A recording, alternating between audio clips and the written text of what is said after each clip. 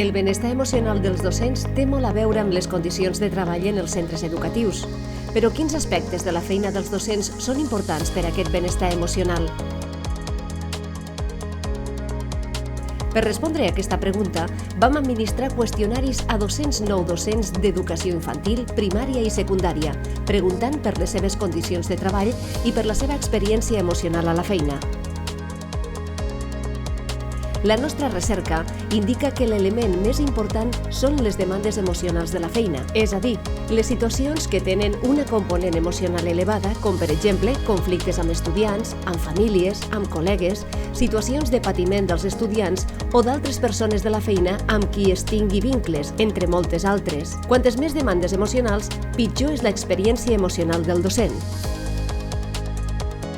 Un segon element de gran importància és l'esforç cognitiu que requereixen les tasques que el docent desenvolupa i el control que el docent té d'aquestes tasques.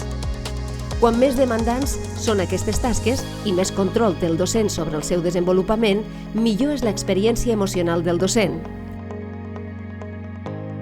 Això sempre i quan la quantitat de tasques requerides no sigui excessiva. Aquest també és un element molt rellevant. Quantes més tasques s'encomanen al docent, pitjor és la seva experiència emocional.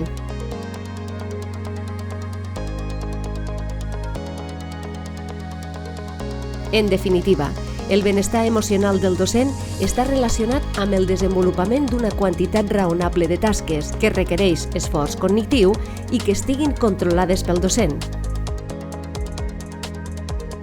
Finalment, també és important el suport social que rep el docent, especialment per part dels col·legues i de la institució.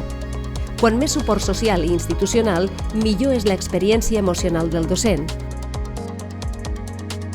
Una adequada gestió d'aquests aspectes de la professió docent pot permetre generar unes condicions de treball en els centres que facilitin el benestar emocional dels professionals de l'educació.